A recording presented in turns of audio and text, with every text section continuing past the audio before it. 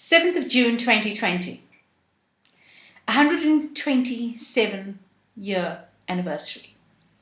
You might ask, anniversary of what? It is known as the night that changed the world. In 1893, on the 7th of June, Mohandas Karamchand Gandhi, a young barrister at law, on business in South Africa, brought down from India specifically for business, and brought down by an Indian, or I should say a black gentleman, to fight a case. He was given a first-class ticket, and when the train stopped at the Pietermaritzburg station, he was thrown out of the first-class compartment because he was not white, and his skin didn't allow him the pleasure of the comfort of that compartment in a train. During the course of this week, I took a decision to look at the three icons, Mohandas Karamchand Gandhi, Martin Luther King Jr., and Nelson Rolihlahla Mandela, and look at them in the context of Covid-19. But in doing so, it would be an injustice, and it would not be good on my conscience to ignore racism that is rearing its ugly head every now and then. Now, for those of you who don't know the South African context, we have black and white, and I speak from the platform of being a black person. A person who was from the class of 1976, a person who had to apply to the Minister of Interior to go to a university reserved for all whites in my hometown, a person who had to buy chips, and South Africans know what chips are, it's our slap chips, from a little kiosk in a place called Scottsville, near the university, because we were not allowed to enter the main entrance of a shop called Fitzroy's. Now, those of you who were on campus in those years, I'm sure you would remember Fitzroy's.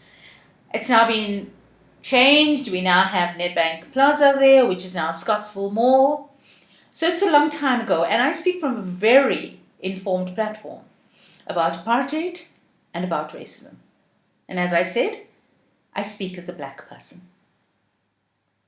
So let's look at what's happening and why I've brought this up. In one of my videos that I've just done a few days ago, I discussed Martin Luther King Jr. And I mentioned how one of his comments was about geography. Now, this is exactly what happens with healthcare. When you take people and you put them in certain areas, then they don't have access to the same health care that someone in a more socio-economically superior area, if I could call it that, has. And according to King, for every kilometer that you move a person away from such facilities, you actually alter their life expectancy by 26 years. Now, let me tell you a bit of the history of South Africa and what some people feel were the days that they enjoyed. The indigenous people of the country, and I ask for forgiveness if this term sounds offensive, but when you look at the logical meaning of this term, I talk about the natives of the country. The people whose only ancestry was here. They were taken and put into the very rural areas where they couldn't even turn that into farming because the land wasn't in the best of condition. And of course, with rainfall, with valleys, with hills, all that kind of thing, rockfall, etc., they couldn't do it. So they were given their little areas there, tiny matchboxes. Then the whites were given the plushest of plush because they were the government then. And at this point in time, I'd like to make it clear that those born after that should not be held responsible for this. Our younger generation, if they are looking at life through racist eyes, then I blame it on their parents. If the Generation X child is a racist, it is the millennial child to be blamed. And if the millennial child is a racist, I blame it directly onto the baby boomers. So if this is what you're teaching your children at home, then you are failing yourself, you're failing society, you're failing your child. So that's just my thoughts about how this comes down. So it was the black on one side, the white on one side. And then the rationale of putting the Indian and the colored in between was that, and this is the kind of language that was used, if the black man becomes wild and comes to attack the white man, then the Indians and coloreds in between will buffer him. Now this is, if you've grown up in that kind of setup, it is really, really upsetting. You cannot just sit on the fence and say, well, it doesn't stir my emotions. It does. We're human beings. So be that as it may, we're many years into democracy now. A lot hasn't changed. As far as healthcare, if you look at what's happening in some of our hospitals, they're overcrowded. Some of the best hospitals are in the areas when we now have a different form of discrimination. We have people who have managed to move up the socio-economic ladder, quietly just not even looking back at those that are still crawling up. But they're just too happy to adopt this pseudo-aristocratic life that they now have. Because it's certainly given them some kind of power, it's given them a sign of some kind of prestige, probably above anybody else in their families. Or it's a way to show that we've gone ahead. Gone ahead in what way? If you haven't gone ahead in your conscience, if you haven't gone ahead in your values, can you honestly say you've gone ahead? When you look at Mr. Mandela and the sacrifices he made, he had a vision for a just and an equal South Africa. His idea was that his life was worth sacrificing if it meant equality for all. It's a very, very big sacrifice to make. And I wonder how he would have felt now when you look at Covid-19. When you look at the corruption that's going on, the fact that PPEs have been stolen, and further to that, contracts to people who are not delivering. Now, do we honestly say that Madiba's soul is resting in peace? As we as South Africans, can we honestly say that we're actually living the way he wanted us to live, the way he dreamed for us to live? It's a sad condition. It's a sad state. Certain areas we talk about social distancing.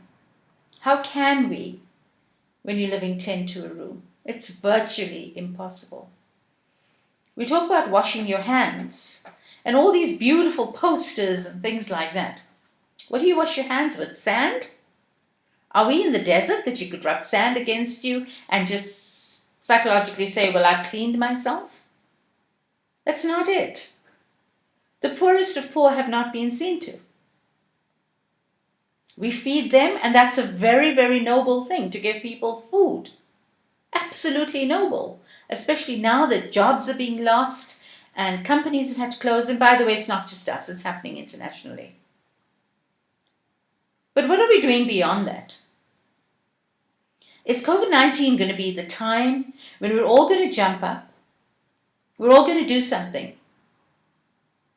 And when this passes, and this too shall pass, that we go back into our comfort cocoons and forget exactly what's happening in the grassroots. Now that is a fear that I have.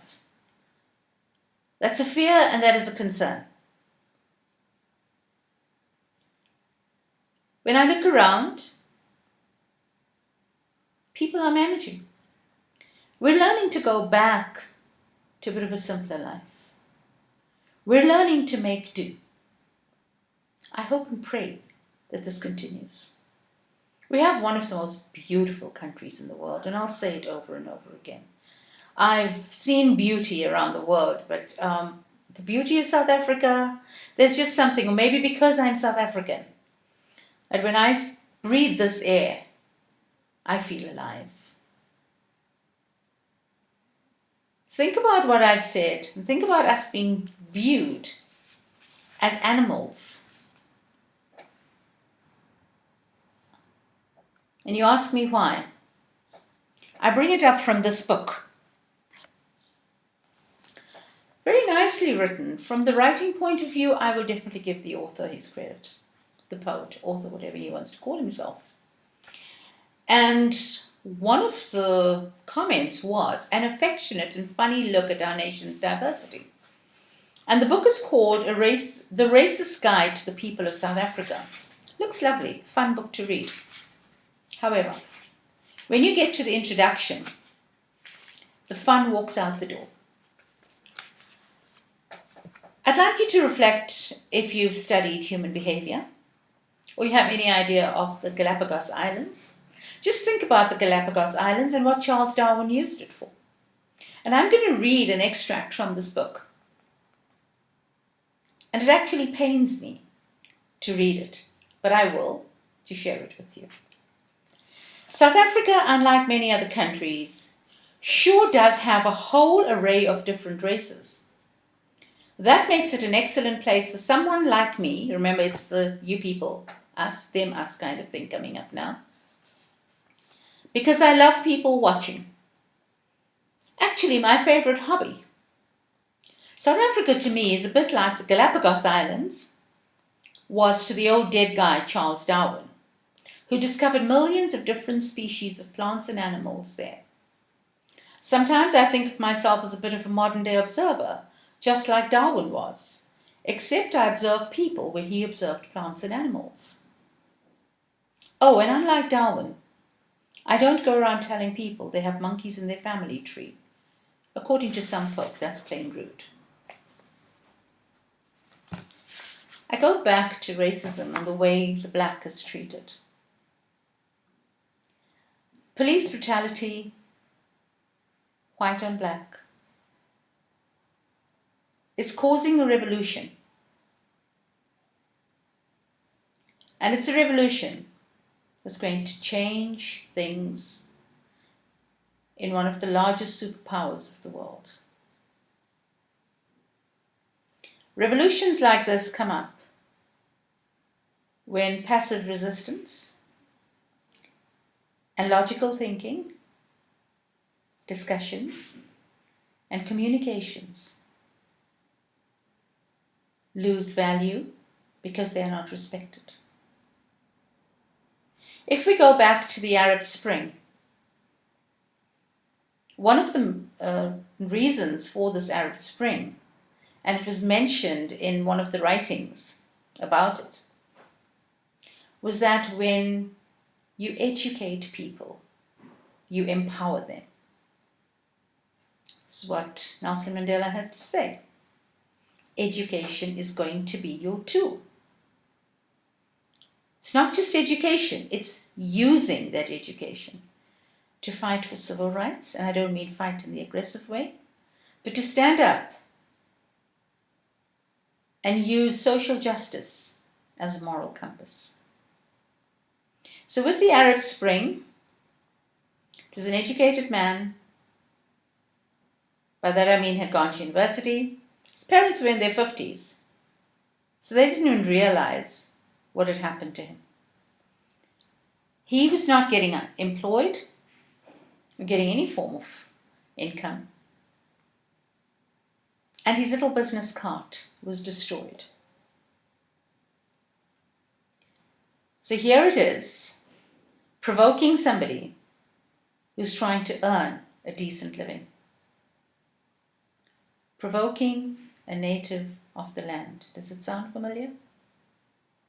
Shooting, killing, total disregard for life.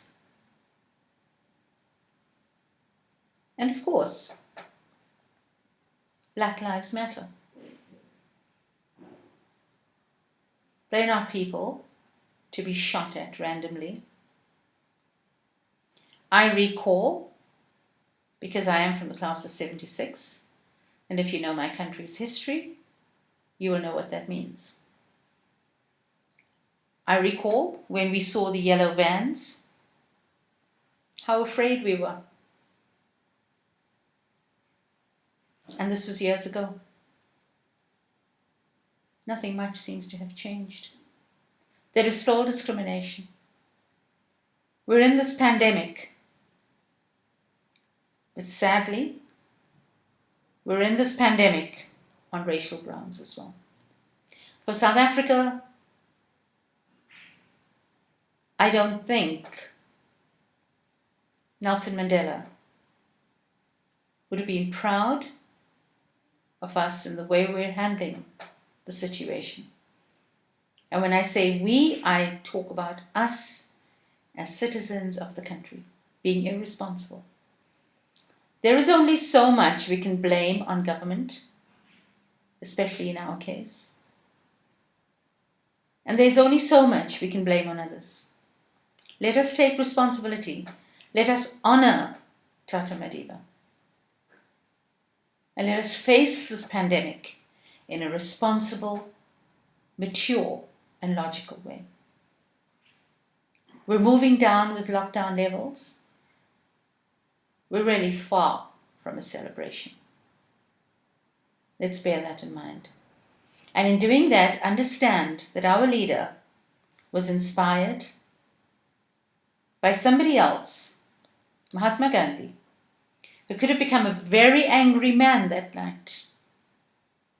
But instead, he adopted a different approach, an approach based on logical thinking and the only way to deal with the situation under those circumstances. In remembering Mohandas Karamchand Gandhi, Martin Luther King Jr., and Nelson Rolihlahla Mandela,